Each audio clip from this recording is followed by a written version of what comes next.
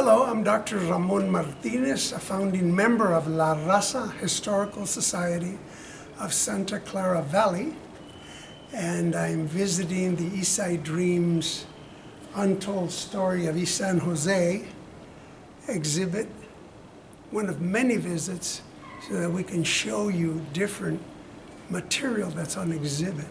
The exhibit is really big. It covers many, many subjects, and it doesn't matter how much it tells you, there's more stories that aren't told. And so what we're hoping to do in our videos is to show some of the display and then add detail about what we also know about the topic. So the real best way to enjoy this is to come to the King Library at San Jose State University and visit the display. Repeated trips will yield you a really great time. Thank you. This is a display of the photos of Maria Reyes. And Maria Reyes was Black Beret. It says that she was also active in the youth programs at MACSA, the Mexican American Community Service Organization. Here's some articles about her. And a member of MACSA student groups at San Jose State University and other colleges across the state. MACSA stands for Movimiento Estudiantil Chicano de Aztlán. That was the name Chicano youth groups took in about 1969. Before that, you heard names like Mayo. The student group at San Jose State was called MASC, M-A-S-C, Mexican American Student Confederation. And then after about 1969, when they went to the Denver Youth Conference put on by Rodolfo Corky Gonzalez, they came back with El Plan de Aztlán and with the new name for clubs across the country called MACSA.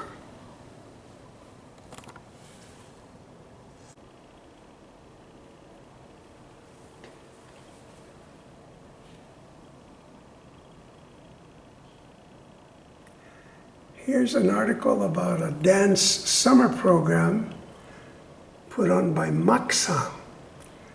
This is 1967. San Jose Mercury News, talking about how that agency, MACSA, links the cultures of the East and downtown of Latinos and whites. This is a picture of Lino Lopez on the far right. Lino Lopez was the founder of MACSA.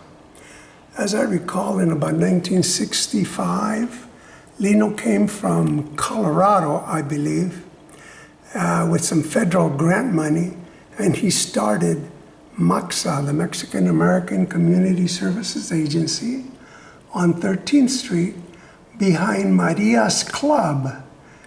And one of the young people who worked in that location was Sonny Madrid, who was a young man interested in publishing magazines, and Sonny published Lowrider magazine in that little shack behind Maria's Club for a few years before it became a statewide, nationwide magazine.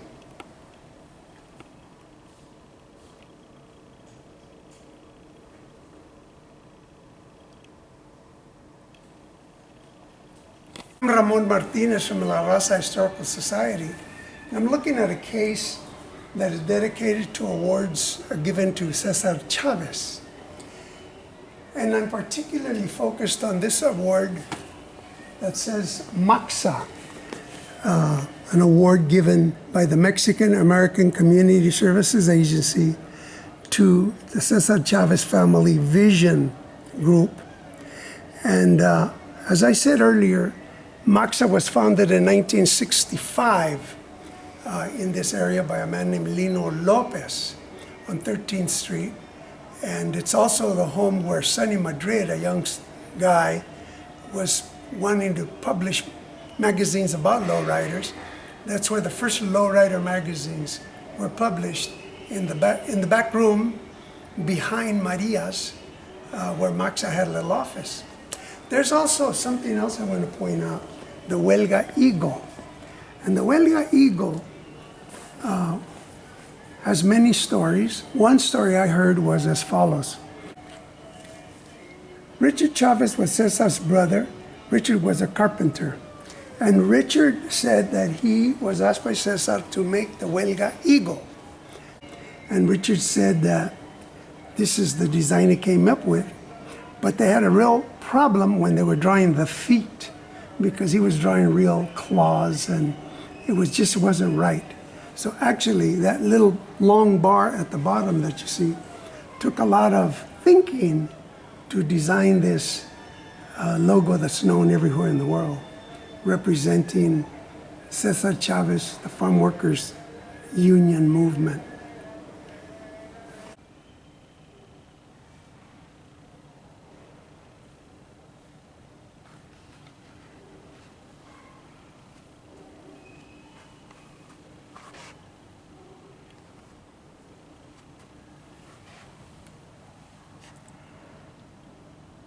This is a flyer about juvenile delinquency and talking about the problem of delinquent kids or problems in schools. Again, it refers to the concern by Latinos parents, Raza parents, the concern by Mexican parents that there was no Chicano studies or Chicano history or Mexican history in schools.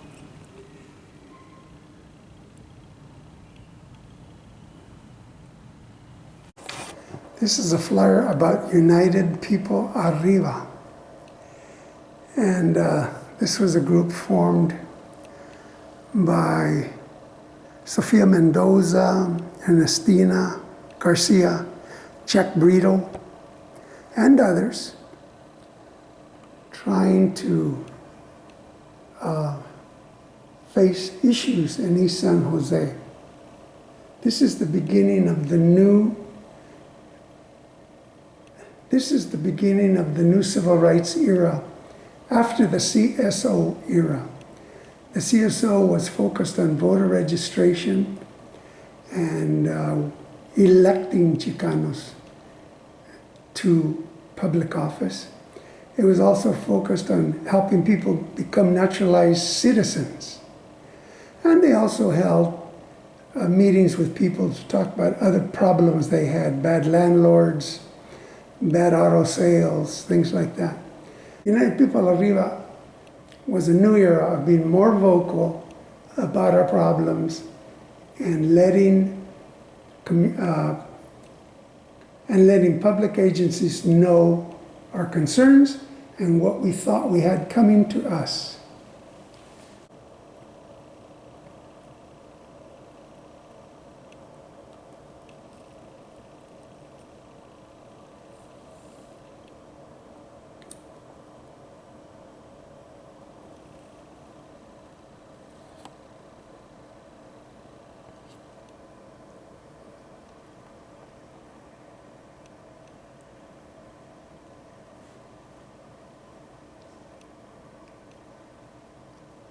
Again, look in the description under this video for more links to videos and articles about these topics.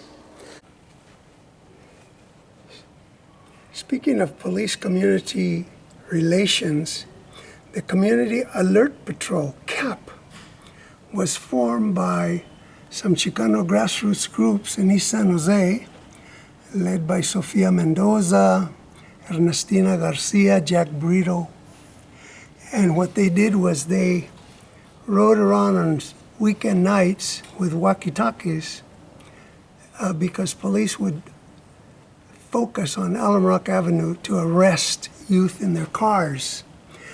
And the people from CAP would be informing the youth that they had a right to refuse to have their trunk searched or their car searched.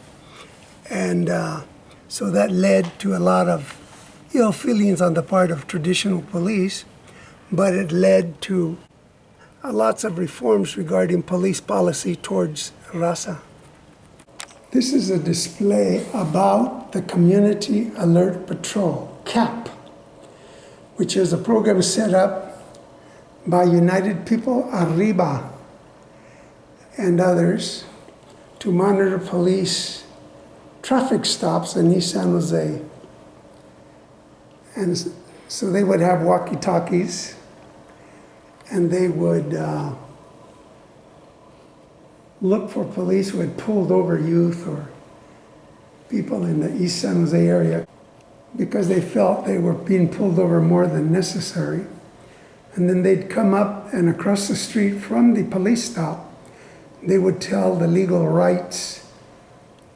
They would tell people their legal rights about search, about identification, about their right not to open their trunk upon police request, and other kinds of things that people weren't aware of.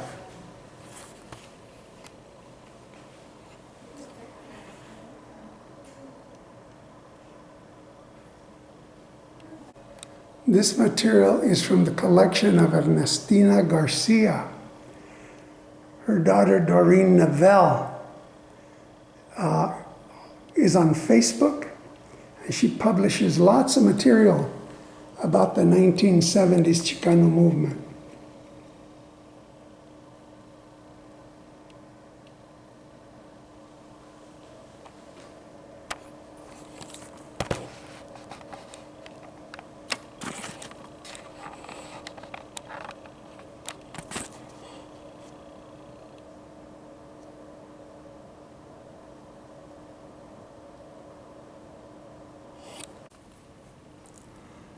I often tell people that San Jose is not Ferguson, the community that had those problems in the last few years in the South, because of the Trevino protests. After these protests, the San Jose Police Department began to hire progressive chiefs of police, and they began to hire Latino chiefs of police, of whom we've had about 5 since the 1970s.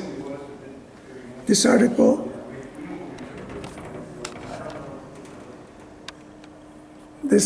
is from March 1976. This is an article about the Danny Trevino slaying.